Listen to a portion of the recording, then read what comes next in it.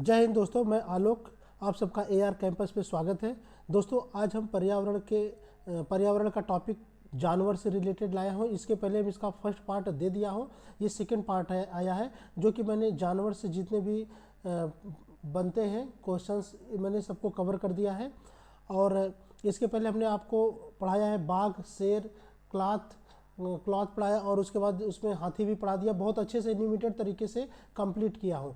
अब उसी का आगे ये लेके आया हूँ। इन सबको ख़त्म होने के बाद मैं एक वीडियो और लेके आऊँगा। उसमें आपको बहुत इंपॉर्टेंट टॉपिक जो क्वेश्चन आए हुए हैं और जो आने की संभावना है, उन सबको मैं कवर कराऊँगा। ठीक है दोस्तों, तो आइए स्टार्ट करते हैं उसके आगे का सेकेंड पार्ट। पहले हम देखेंगे आज नाग के बारे में कहाँ कहाँ से कौन कौन से क्वेश्चन बनते हैं, उन सबको आइए देखते हैं, कवर करते हैं।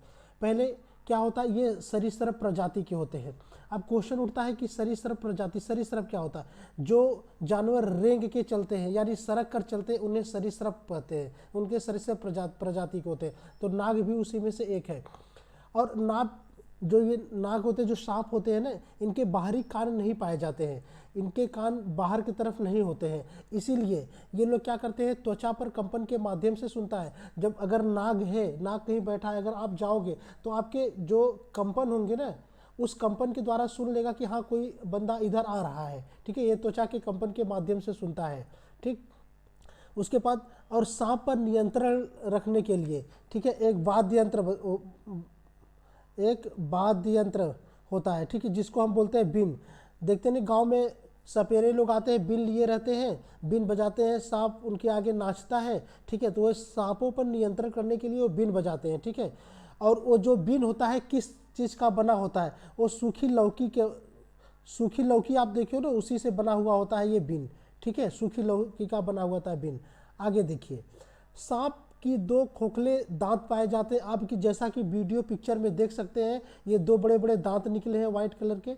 ये देखिए, एक दांत ये, एक दांत ये, 2 खोखले दांत पाए जाते हैं सांपों के। यही दांतों के माध्यम से ही जिसको ये डसता है यानी जिसको काटता है, इसी में ही जहर होता है और शरीर के अंदर चला जाता है। ठीक है, तो वही सामने वाले तक जहर पहुंचाने में ही 2 खोखले दांत काम आते हैं। ठीक, दांत होने के बावजूद भोजन को निगल कर खाता है। कोई अगर क्वेश्चन पूछा जाए आपसे कि कौन सा ऐसा जानवर है जो दांत होने के बावजूद भी जो खाना होता है, जो भोजन होता है, वो निगल कर खाता है, तो क्या बताएंगे? नाग।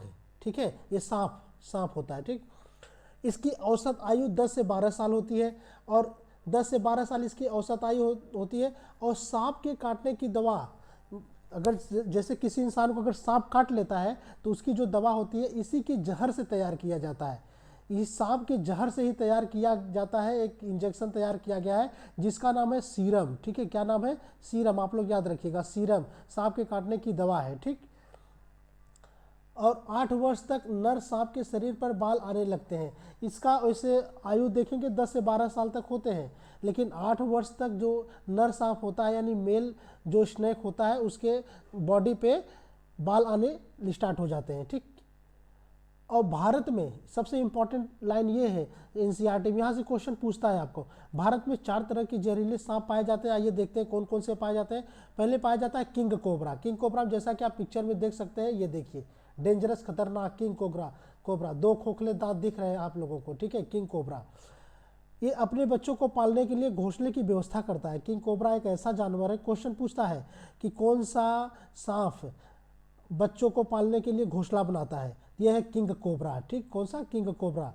और ये अपने बच्चों को ही खा जाता है, कभी कभी ये अपने बच्चों को भी खा जाता है। ठीक, किंग कोबरा। आगे देखते हैं, दूसरा नंबर का करैत है।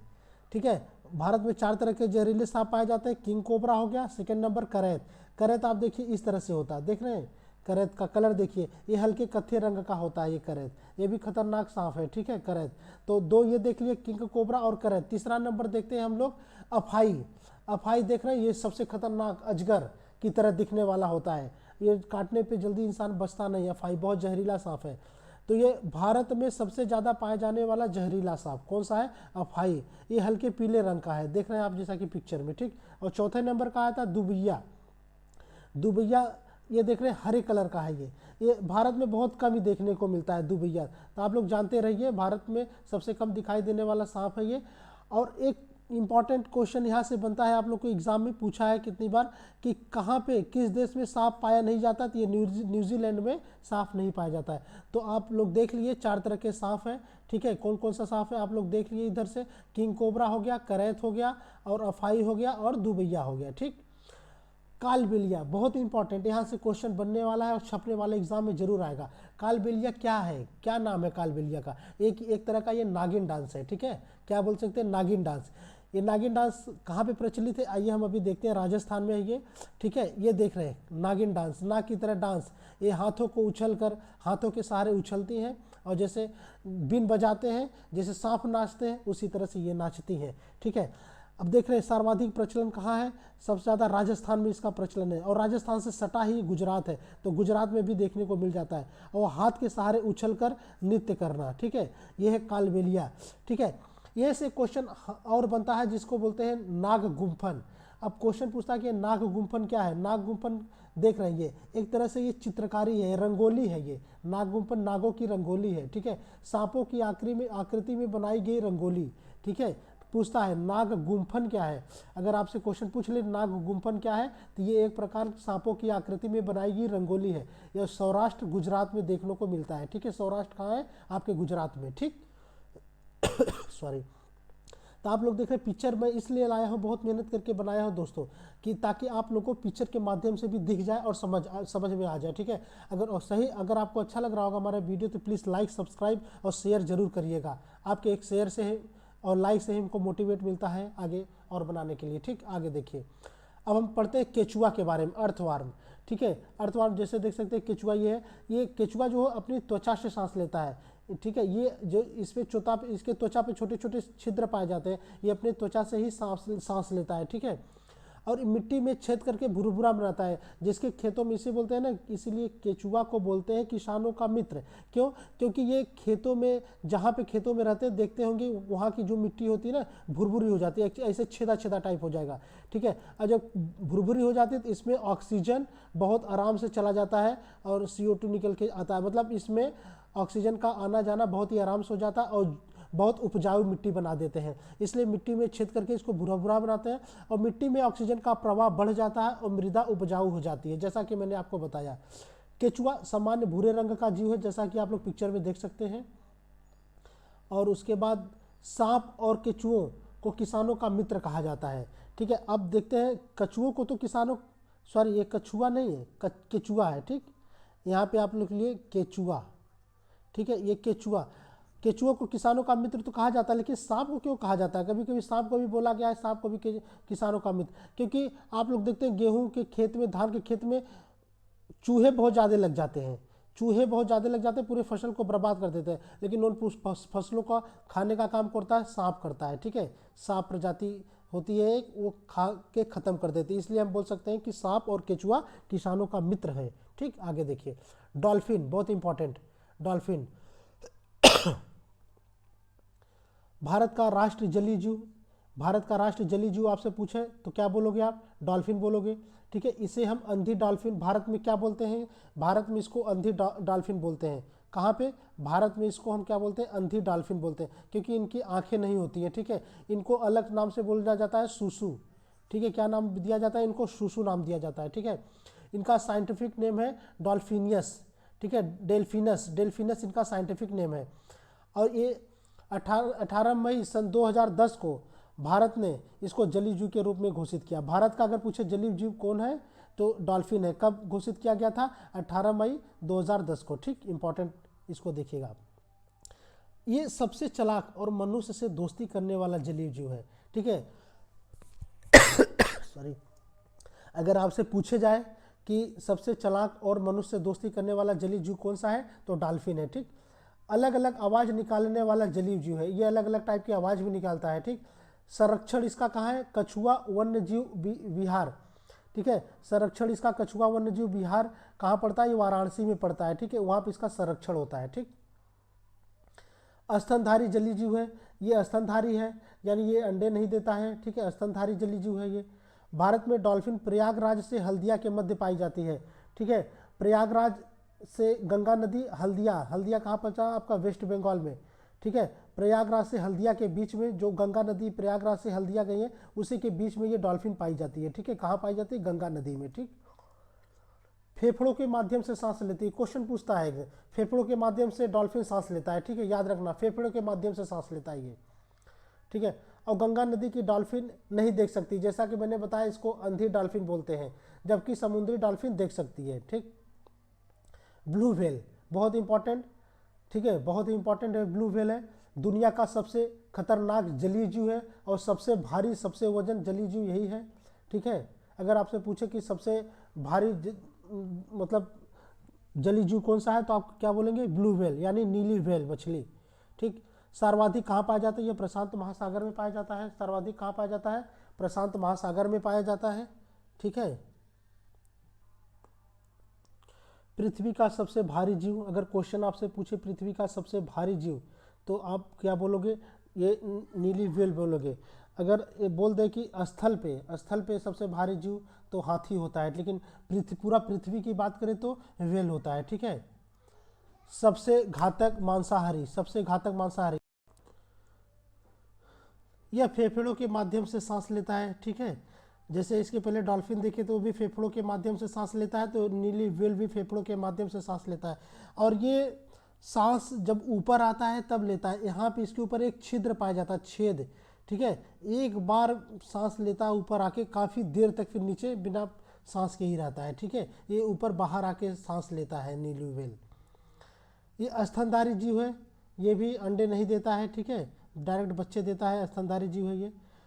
बर्नाल्ट नीली व्हेल के शरीर पर पाया जाता है। ठीक है, बर्नाल्ट क्या है? नीली व्हेल के शरीर पर पाया जाता है। अब ये क्वेश्चन उठता है बर्नाल्ट है क्या? अब ये बर्नाल्ट है क्या?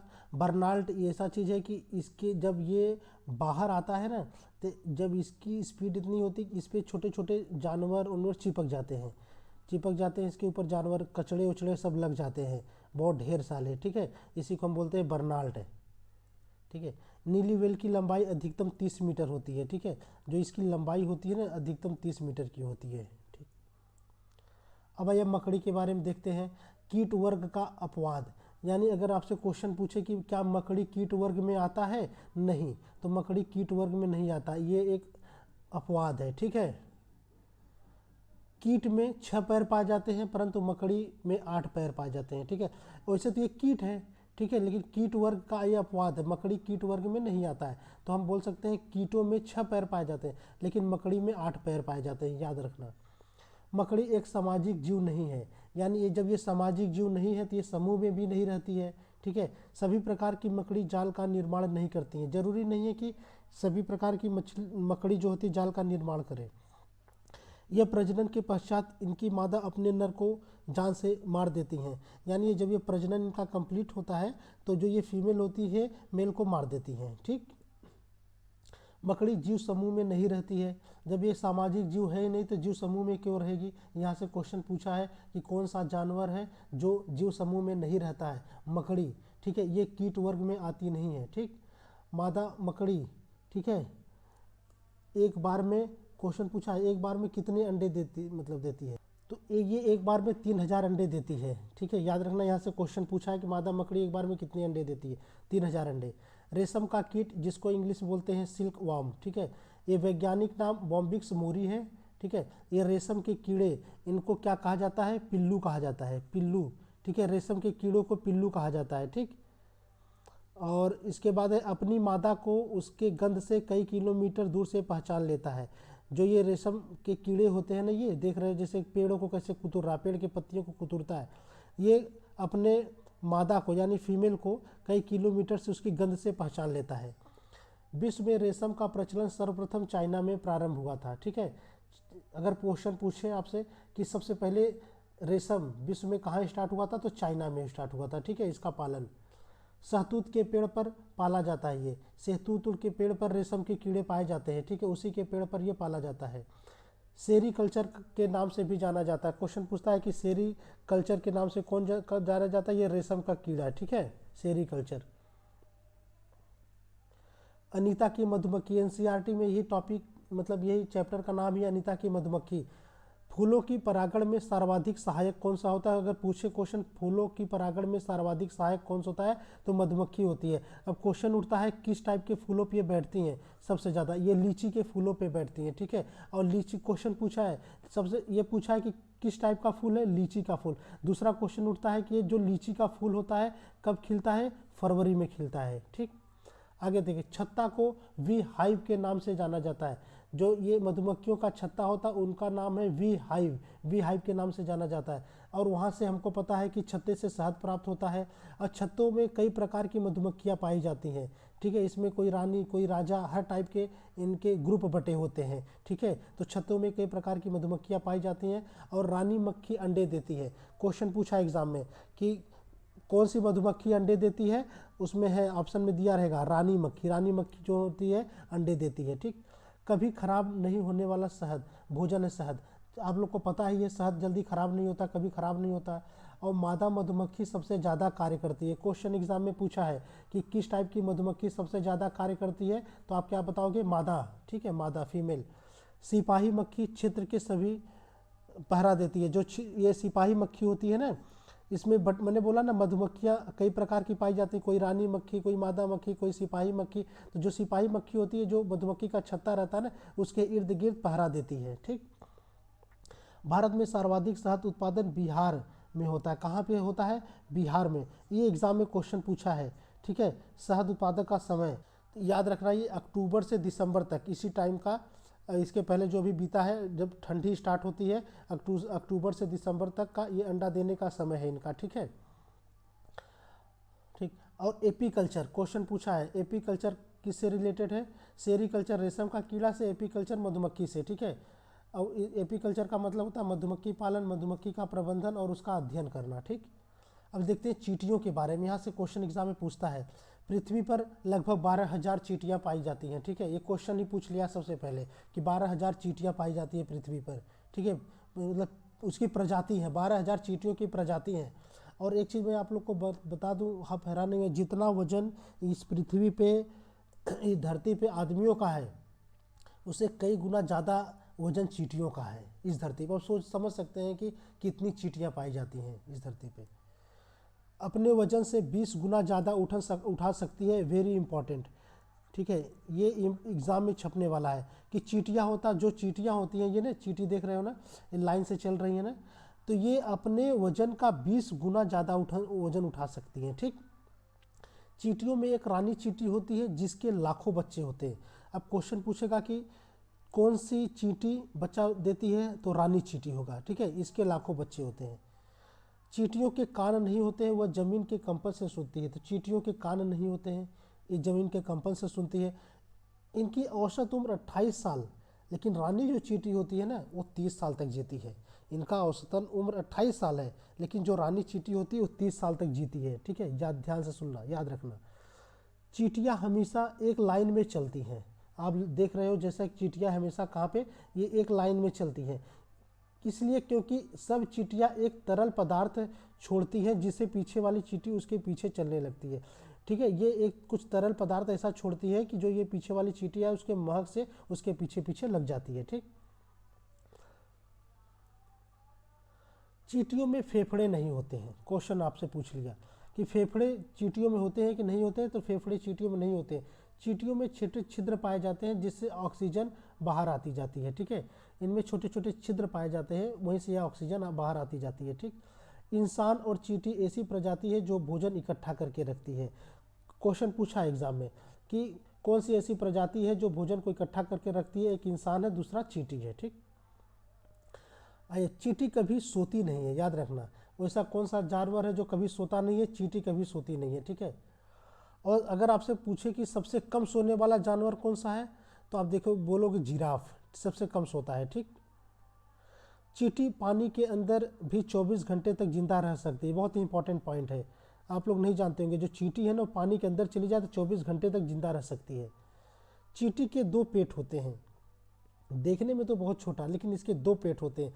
एक पेट में खाना रखती है, दूसरे पेट में किसी और काम के लिए यूज़ करती है, ठीक। चींटियाँ एक दूसरे को भी काट और डंक मार सकती हैं। जो चींटियाँ ना जब आपस में लड़ाई करेंगी तो काटेंगी, डंक तो मारेंगी ही, ऑब्वियसली है। सिपाही चींटी बिल का ध्यान रखती है। जिस तरह से वहाँ पे सिपाही मधुमक्खी पहरा देती थी, यहाँ भी सिपाही चींटी क्या होती है, बिल का ध्यान रखती है। ठीक। सामाजिक कीट क्या होता है, इसके पहले मैंने बताया ना, कीट कीट में कौन सा नहीं था आपका, कीट में वो नहीं था, क्या बोले थे अभी, मकड़ी। मकड़ी कीट वर्ग में नहीं आती। तो हम देख लेते हैं सामाजिक कीट क्या है। एनसीईआरटी में है, वे कीट जो एक ही प्रजाति के साथ एक समुदाय या कॉलोनी या बस्ती में रहते हैं उनको सामाजिक कीट कहते हैं। जैसे एग्जाम्पल दीमक हो गया, ततैया हो गया, मधुमक्खियाँ हो गया और चींटियाँ हो गया, ये सब सामाजिक कीट हैं। सामाजिक कीट है कौन कौन सा, दीमक, ततैया, मधुमक्खी और चींटियाँ। ठीक। दीमक अब देख लेते हैं, दीमक क्या होती है, जो मतलब लकड़ियों को एकदम खोखला बना देती है।